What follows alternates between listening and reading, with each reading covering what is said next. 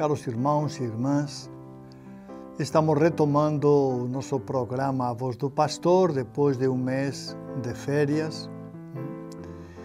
E aproveitando estes primeiros dias de agosto, para passar a nossa mensagem, como costumamos fazer toda semana. Neste dia, no dia 7 de agosto, estamos celebrando, pois, o domingo, o dia do Senhor, o dia em que somos chamados e convidados a participar da Eucaristia, a participar da missa, a comungar, enfim, a manifestar a nossa fé em Cristo Jesus como cristãos, como pessoas que levam o nome de Cristo e que acreditam em Cristo Jesus. Nós vamos hoje refletir a palavra do Antigo Testamento, no livro da Sabedoria, a palavra do Novo Testamento, no livro da carta aos Hebreus, e também do Evangelho de Lucas. São as três leituras que estaremos fazendo nesta nossa reflexão da Voz do Pastor. E começamos pela primeira leitura que é do livro da Sabedoria. Diz assim: a noite da libertação fora predita a nossos pais para que, sabendo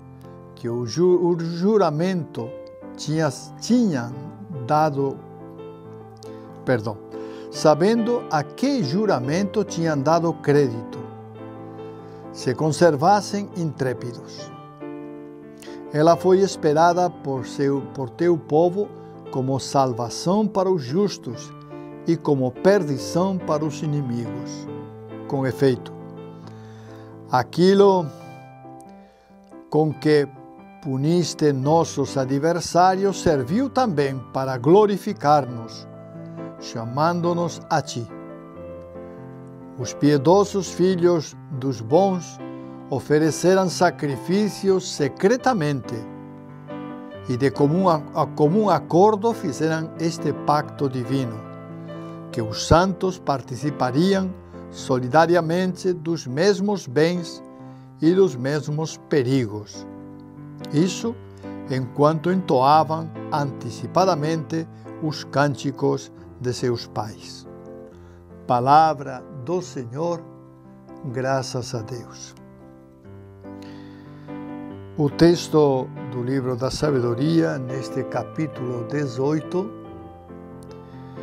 faz uma tradução do que foi a libertação do povo hebreu no Egito. De noite, como diz o texto, a libertação aconteceu. De noite, enquanto todos dormiam, Deus passou por Israel, respeitando a vida dos hebreus e matando os primogênitos dos egípcios. Esse fato marcante na vida do povo hebreu vai acompanhá-lo a vida toda. A história toda do povo vai ficar marcada por este fato. O povo sempre vai lembrar que Deus os tirou do Egito e os tirou, como o texto bíblico em várias ocasiões afirma, os tirou com mão forte, de maneira decisiva e decidida, os tirou para a libertação. E o povo, naquela noite, vai começar a caminhar na direção do deserto para sua própria libertação. Entretanto, a libertação definitiva só vai acontecer depois de passar 40 anos no deserto e chegarem à terra prometida por Deus, a Canaã, a terra que Deus prometera para os seus, a terra que produzia leite e mel, nas palavras do texto bíblico, a terra que realmente seria a salvação do povo hebreu. Esta terra que Deus a dá aos hebreus, ela foi tirada de alguns povos, como os povos cananeus que moravam na região, e que aos poucos foram expulsos, vencidos, derrotados, e tiveram que encontrar outros lugares para viver, porque o povo hebreu tinha consciência de que aquela terra era dele, dada por Deus como uma terra sagrada, como uma herança prometida. Por isso, o povo hebreu sempre se referia à terra de Israel como a terra própria, a terra sobre a qual ele tinha propriedade, ele tinha domínio, era a terra de Israel. Essa noite, pois, vai significar a libertação deste povo. E é isso que nos narra o livro da sabedoria, com umas palavras simples que podem parecer um pouco enigmáticas, mas que na verdade nos mostram como Deus cumpriu a sua promessa, libertando os hebreus e também dando-lhes uma terra, embora anos posteriores, dando-lhes uma terra onde pudessem cultivar e ter o seu alimento, tirar o seu alimento. Quando a terra começou a produzir as primeiras colheitas, o maná, que tinha acompanhado, que tinha toda manhã, amanhecia no acampamento e que os judeus pegavam como alimento, esse maná vai cessar e a partir daquele dia o povo vai se alimentar da terra, dos frutos da terra de Canaã, a terra dos hebreus. É interessante observar como Deus não deixa o seu povo com fome, como Deus, até o último dia, até o dia em que o povo vai começar a comer os frutos da terra, Deus se preocupa pelo seu povo e mantém o maná. Esse alimento que nós hoje não sabemos como era, mas que imaginamos pelas descrições da Bíblia como era, esse alimento que serviu durante mais de 40 anos na caminhada do povo, que serviu para alimentá-lo, para sustentar aquela caminhada que certamente foi longa. Este é o povo de Deus e esta é a terra que o povo, após ter saído do Egito, consegue. É a terra sobre a qual ele toma posse. Não foi de uma maneira tranquila, porque na verdade eles tiveram que lutar contra os povos que já existiam na terra. A terra não estava vazia. A terra tinha seus habitantes e eles tiveram que se impor pelas armas em diversas guerras e batalhas, tiveram que se impor para ganhar aquela terra que tinha sido dada por Deus. E é isso que eles fazem. Eles tomam posse da terra, eles realmente se apropriam daquela terra e, a partir de então, Israel, Canaã, que é assim que é chamada também a terra de Canaã, ou Israel, se quisermos, né? De uma maneira mais ampla. Então, aquela terra vai ser propriedade do povo hebreu. Vai se sentir o povo hebreu dono daquela terra, que será depois dividida entre as diversas tribos, para que cada tribo tenha a sua porção e possa realmente alimentar o seu povo. Repito, Deus não deixa o seu povo abandonado. Deus sustenta o maná até o momento em que o povo já pode fazer as suas colheitas da terra prometida. Esse é o Deus que nós temos. O Deus que não desaponta, mas que até o final permanece fiel. Esse é o Deus que nós temos. Passamos então agora, minha gente, a comentar um pouquinho a segunda leitura, que é da carta aos Hebreus. É interessante porque esta leitura, ela pega o exemplo de Abraão, de Isaac e de Jacó, tá? Dos primeiros pais do povo hebreu, e mostra que eram homens de fé. Mostra que eram homens que acreditavam, mesmo sem ver, acreditavam em Deus. Vamos escutar com atenção a leitura. Leitura da carta aos Hebreus. A fé, irmãos, é um modo de já possuir o que ainda se espera. A convicção acerca de realidades que não se veem. Foi a fé que valeu aos antepassados um bom testemunho. Foi pela fé que Abraão obedeceu à ordem de partir para uma terra que devia receber como herança. E partiu sem saber para onde ia.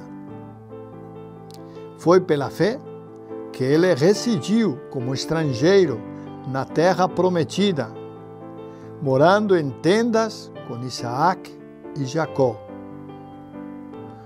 os co-herdeiros da mesma promessa.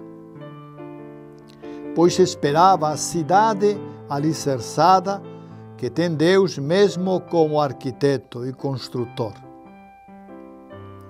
Foi pela fé também que Sara, embora estéril e já de idade avançada, se tornou capaz de ter filhos, porque considerou fidedigno o autor da promessa. É por isso também que de um só homem, já marcado pela morte, nasceu a multidão, comparável às estrelas do céu e inumerável como a areia das praias do mar. Todos estes morreram na fé. Não receberam a realização da promessa, mas a puderam ver e saudar de longe, e se declararam estrangeiros e imigrantes nesta terra. Os que falam assim demonstram que estão buscando uma pátria. E se lembrassem daquela que deixaram, até teriam tempo de voltar para lá. Mas agora eles desejam uma pátria melhor, isto é, a pátria celeste. Por isto Deus não se envergonha deles, ao ser chamado o seu Deus, pois preparou mesmo uma cidade para eles. Foi pela fé que Abraão, posto à prova, ofereceu Isaac. Ele, o depositário da promessa, sacrificava seu filho único, do qual havia sido dito: em Isaac, que uma descendência levará o teu nome. Ele estava convencido de que Deus tem poder até de ressuscitar os mortos, e assim recuperou seu filho, o que também é um símbolo. Palavra do Senhor, graças a Deus. A carta aos Hebreus aborda, neste texto que acabamos de ouvir, o tema da fé. A fé como uma atitude dos nossos antepassados do Antigo Testamento, que mesmo sem ver, já possuíam o que não estavam vendo. Mesmo sem ver, já esperavam, convictos de que as realidades que não viam iriam acontecer nas suas vidas. E esta fé Esta fé de Abraão, de Isaac, de Jacó, esta fé é que vai sustentar a caminhada do povo hebreu durante muito tempo. O povo hebreu vai ser um povo profundamente religioso. Nasce com Abraão. Abraão é o pai do povo, mas vai se perpetuar ao longo das gerações, sempre sustentando a fé no Deus único e verdadeiro.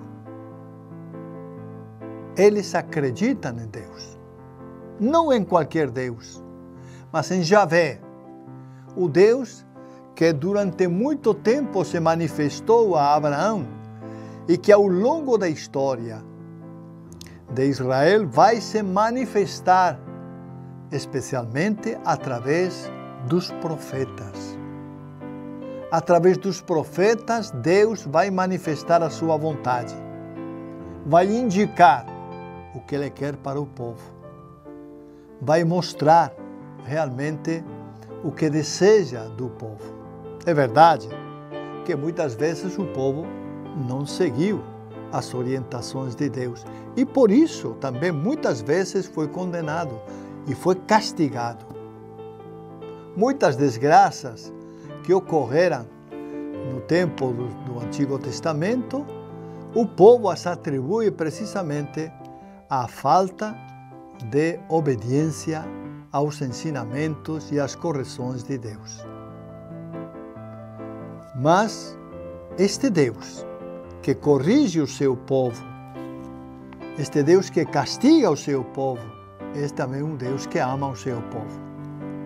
Por isso, na fidelidade do amor, nunca Deus vai abandonar o seu povo. O castigará, sim. Fará que o seu povo sinta o peso da vara, da morte, mas não o exterminará. Não o levará ao extermínio. Procurará que o povo se corrija e sempre, numa atitude amorosa, esperará para que o povo seja fiel. O povo não foi fiel muitas vezes. Essa é a verdade. Era um povo duro de coração, que com muita facilidade corria atrás deuses falsos, tras imagens que nada representavam e procurava em todo momento se desviar do verdadeiro Deus. E Deus, com muita paciência, e é isso que a leitura aos Hebreus nos indica, com muita paciência, precisamente na fé dos pais, de Abraão, de Isaac e de Jacó, Deus com muita paciência os corrigia, mas sempre com amor. Essa é a característica do Deus da Bíblia. É um Deus que ama o seu povo. Não quer o extermínio do seu povo. Não quer a morte do seu povo. Quer que o seu povo se corrija e o ame também. O ame de verdade. Essa será o tempo todo, essa será a luta de Deus no relacionamento com o seu povo. Um povo duro de cabeça, com muita facilidade cometia injustiças, abandonava os ensinamentos e os mandamentos de Deus e procurava fazer o que dava na sua cabeça. Mas, minha gente, nós não somos diferentes, não. Muitas vezes somos também assim, como esse povo do Antigo Testamento, duros de cabeça, que pensamos que nós podemos fazer o que quisermos e não respeitamos os mandamentos de Deus. Não respeitamos a lei de Deus. Nos afastamos dele, pecamos. Nós também somos assim. Então não somos tão diferentes dos hebreus. Não somos tão diferentes. O ser humano, no fundo, também muitas vezes se afasta de Deus, abandona a verdade para correr atrás de mentiras. E isso tem acontecido com muita frequência. E cada um de nós, se olharmos nossa vida pessoal, Se olharmos dentro de nós com sinceridade, vamos ver como isso é uma realidade. Como isto que estou falando é uma realidade em nossa vida. Porque muitas vezes, embora saibamos o que é correto e o que devemos fazer, embora saibamos o que está errado, nós acabamos fazendo o errado e abandonando aquilo que é verdadeiro, aquilo que realmente é de Deus. Essa também é a nossa história. Por isso, de alguma forma, nossa história está plasmada na caminhada e na história do povo hebreu. O povo hebreu é um pouco a nossa imagem daquilo que nós também, como cristãos, nós somos. Minha gente, passamos então a refletir um pouco agora sobre o texto do Evangelho. Proclamação do Evangelho de Jesus Cristo segundo Lucas, capítulo 12, versículos 32 a 48. Naquele tempo, disse Jesus a seus discípulos: Não tenhais medo, pequeno rebanho, pois foi do agrado do Pai dar a vós o reino. Vendei vossos bens e dai esmola. Fazei bolsas que não se estraguem, um tesouro no céu que não se acabe. Ali o ladrão não chega, nem a traça corrói. Porque onde está o vosso tesouro, aí estará também o vosso coração. Que vossos rins estejam cingidos e as lâmpadas acesas. Sede como homens que estão esperando seu Senhor voltar de uma festa de casamento, para lhe abrirem imediatamente a porta logo que ele chegar e bater. Felizes os empregados que o Senhor encontrar acordados quando chegar. Em verdade eu vos digo, ele mesmo vai cingir-se, fazê-lo sentar-se à mesa e, passando, o servirá. E caso ele chegue à meia-noite ou às 3 da madrugada, felizes serão se assim os encontrar. Mas ficai certos, se o dono da casa soubesse a que hora em que o ladrão iria chegar, não deixaria que arrombasse a sua casa. Vós também ficai preparados, porque o Filho do Homem vai chegar na hora em que menos esperardes. Então Pedro disse: Senhor, tu contas esta parábola para nós ou para todos? E o Senhor respondeu: Quem é o administrador fiel e prudente, que o Senhor vai colocar à frente do pessoal de sua casa, para dar comida a todos na hora certa? Feliz o empregado que o patrão, ao chegar, encontrar agindo assim. Em verdade eu vos digo, o Senhor lhe confiará a administração de todos os seus bens. Porém,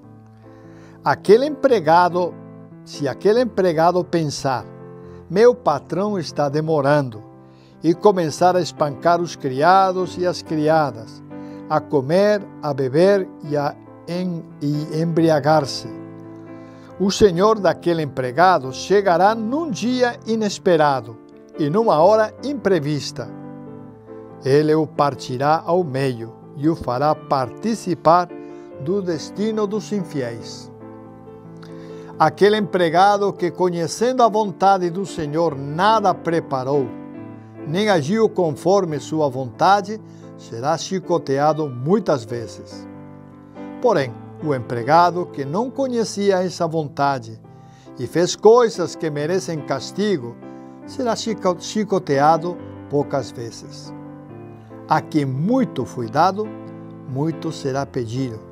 A quem muito foi confiado, muito mais será exigido. Palavra da salvação. Glória a vós, Senhor. O texto um pouco comprido do Evangelho de Lucas nos mostra como é importante estarmos preparados. E aqui podemos entender as diversas situações da nossa vida, estar preparados para o que acontecer, para o imprevisto, estar preparados para a morte, ou estar preparados simplesmente, como diz aqui, para cumprir uma missão.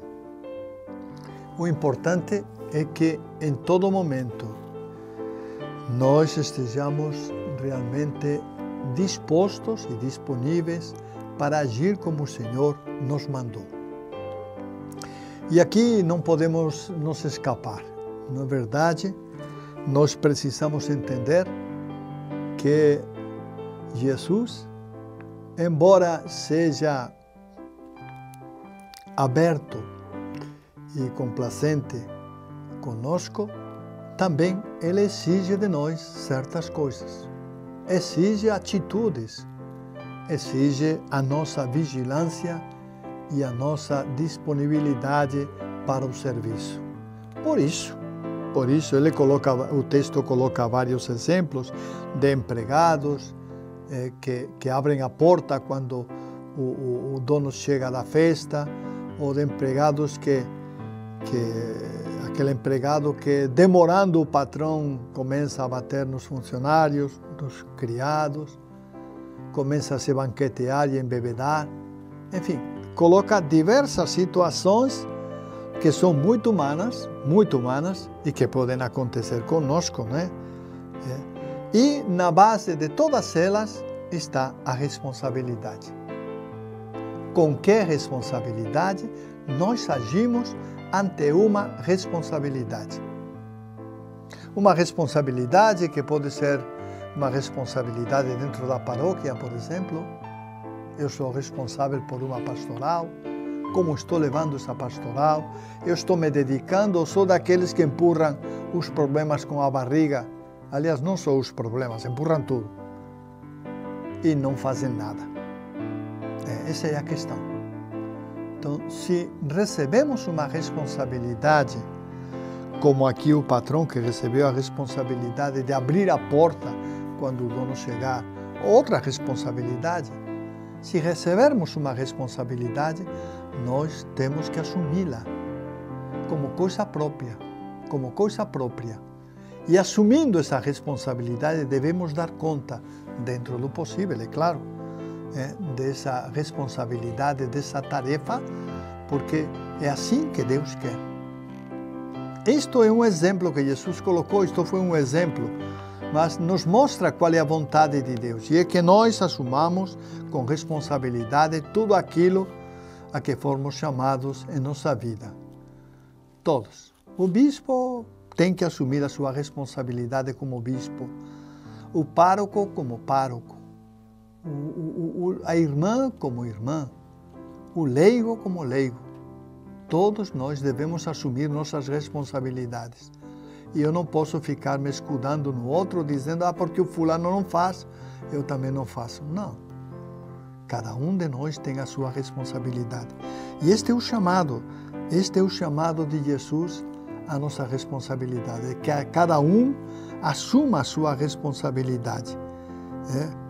E Jesus nos recorda, a que muito foi dado, muito será pedido.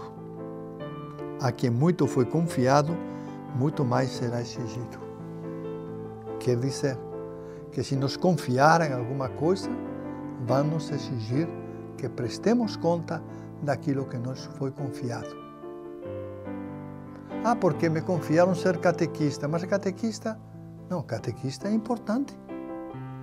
A catequese é importante. Vou cumprir com a minha obrigação de ser catequista.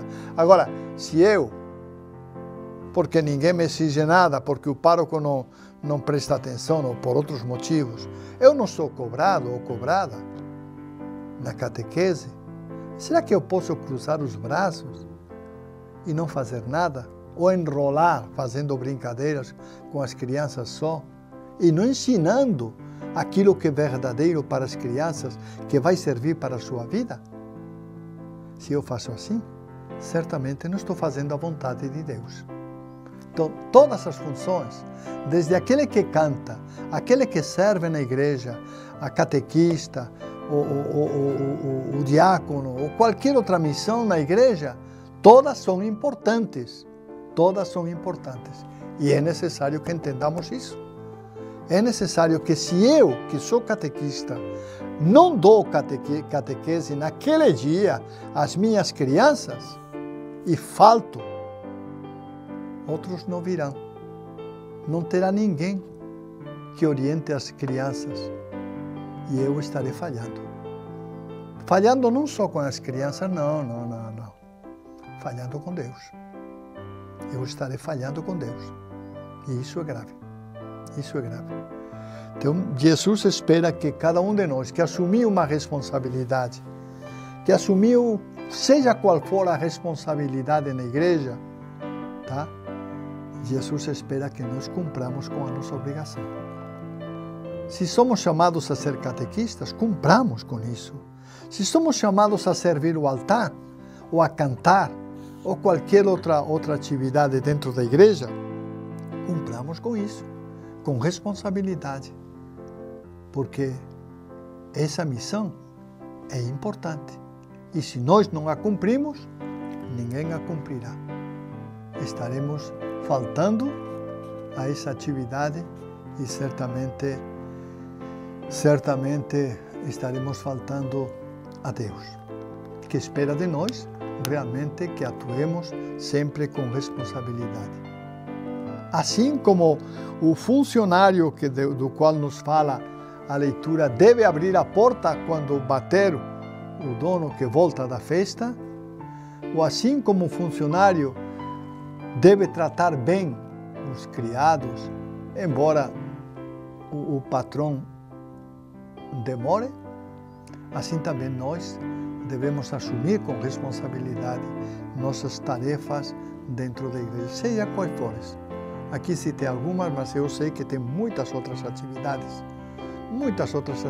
na igreja, desde aquelas pessoas que ornamentam a igreja, passando por aquelas pessoas que cantam, ou aquelas pessoas que tocam os instrumentos, ou aquelas pessoas que fazem a limpeza da igreja, etc, etc. Há muitas tarefas e todas são importantes. Todas são importantes. E nós devemos assumi-las como realmente importantes. Por quê? Porque essa é a missão que Deus nos deu, que Cristo nos dá. Que Cristo nos dá.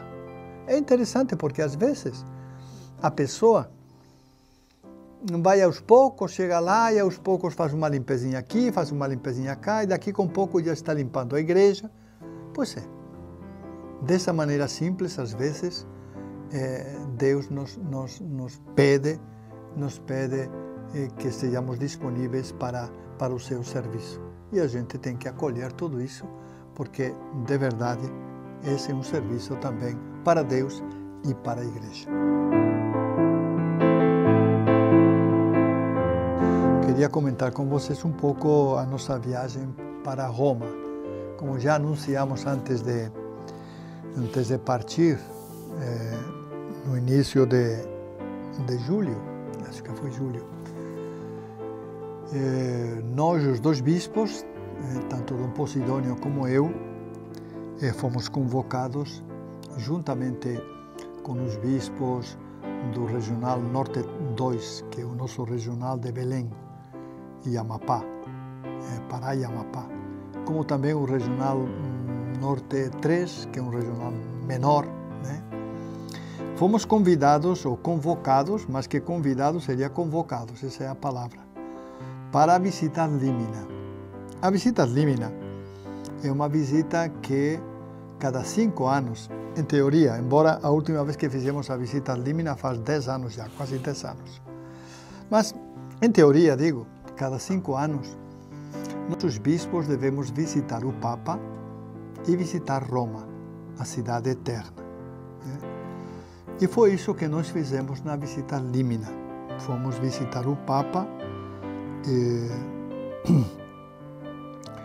a visita com o Papa, ele nos recebeu numa sala belíssima, O Vaticano tem umas salas maravilhosas, maravilhosas. Você não sabe se olhar no chão, que está cheio de mosaicos e de desenhos, ou olhar para o teto, que está também cheio de coisas, enfim. Mas as salas realmente são belíssimas. Numa sala dessas, grande, nos recebeu o Papa. Ele entrou andando, mas logo se sentou. E na conversa nos explicou que ele tem alguns problemas de saúde, sente dores e não pode ficar o tempo todo de pé. Ele sentou, como nós estávamos sentados também, ele sentou e começamos a nossa conversa, que se estendeu por quase 3 horas. Quase 3 horas estivemos conversando com o Papa. Abordamos muitos assuntos, muitos. Desde a questão, por exemplo, da importância das mulheres na igreja, ele incentiva, ele é um profundo incentivador do agir das mulheres, não só em tarefas pequenas na igreja, mas até em cargos de decisão e de tomar decisões, né? E nos incentivou para que nós, os bispos, procurássemos tomar assim à frente atitudes para o bem da igreja, não é? Para o bem da igreja, sempre que considerarmos importantes, nos incentivou para isso, não é? E enfim, a conversa se estendeu por muito tempo e eu acho que foi muito produtiva sentir um pouco o Papa, como ele conversa, como ele fala e a tranquilidade que ele tem, nos deixou a todos muito contentes. Eu confesso que foi o melhor momento de toda a visita, aquelas 3 horas com o Papa, conversando sobre todos os problemas da igreja. Os bispos perguntavam e ele tentava responder, ia respondendo a um, a outro, conforme as perguntas que o pessoal fazia. O Papa queria ouvir todos nós, queria nos ouvir. Por isso, ele começou dizendo que não tinha ido lá para conversar, ele tinha ido lá para ouvir, tá? E nós aproveitamos a ocasião para perguntar, para sentir um pouco como o seu papado realmente está cada vez, eu diria, mais aberto às coisas da igreja. Depois desta visita ao Papa, nós celebramos 4 Eucaristias, 4 missas, em 4 basílicas, as 4 grandes basílicas de Roma, que são Santa Maria Maior, que são São João de Latrão, São Paulo Extramuros e a Basílica São Pedro. As 4 grandes basílicas que nós celebramos a Eucaristia, nas 4. Esse era um pouco o motivo da nossa visita também lá. Celebrar uma Eucaristia em cada uma das grandes basílicas, né? Depois, juntamente com isso, porque a visita foi muito curta, foram praticamente só 4 dias, juntamente com isso, nós visitamos os dicastérios. Os dicastérios. O que são os dicastérios?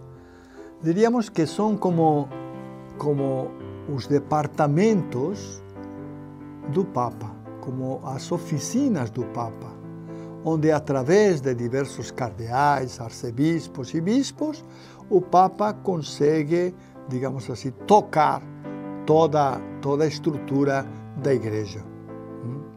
Então, esses são os dicastérios. Nós visitamos dessa maneira alguns dicastérios.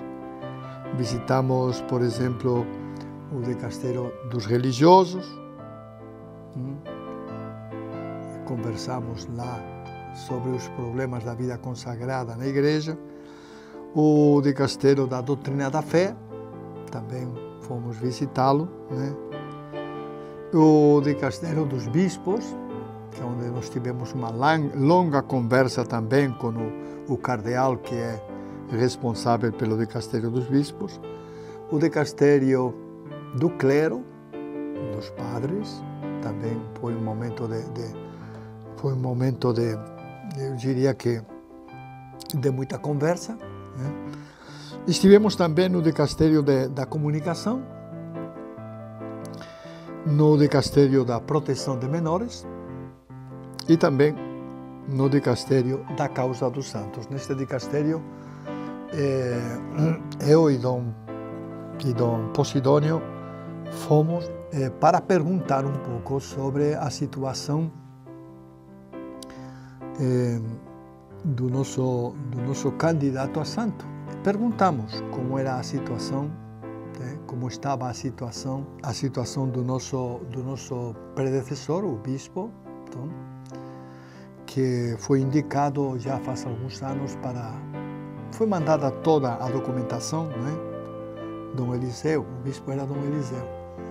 Foi mandada toda a documentação para Roma com a finalidade de que Roma analisasse a possibilidade de primeiro instituir Dom Eliseu como santo, né?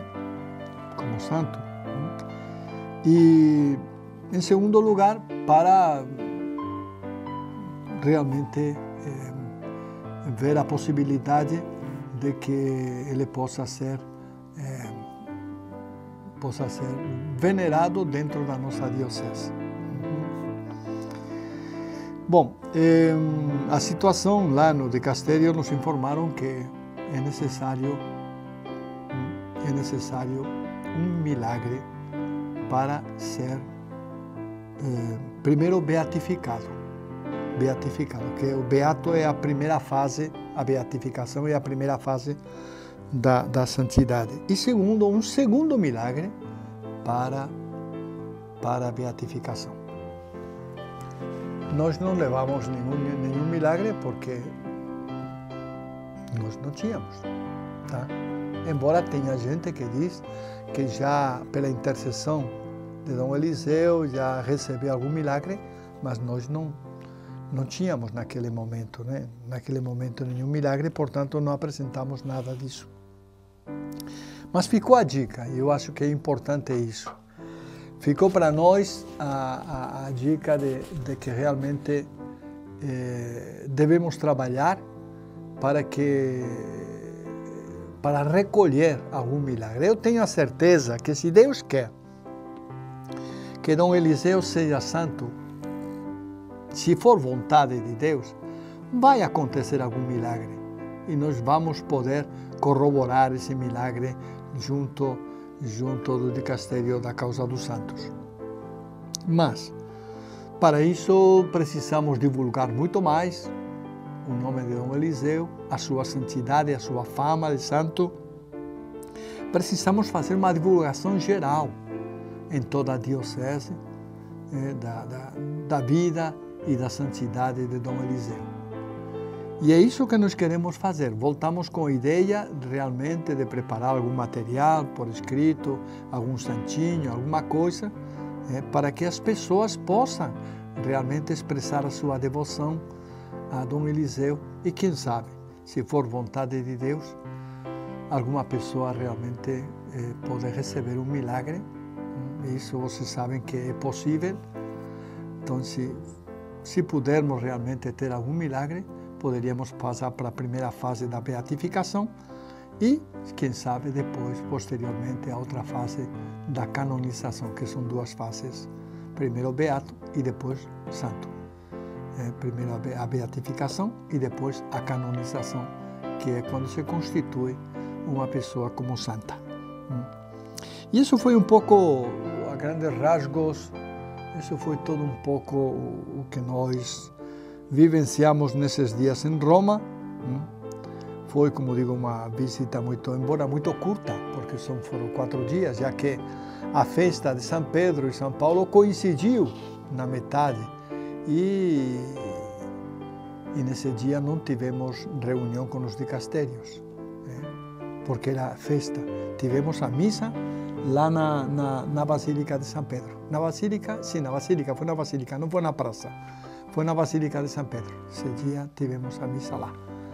Mas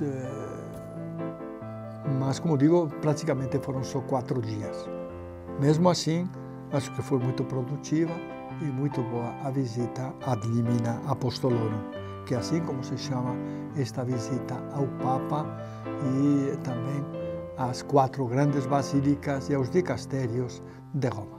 Tá?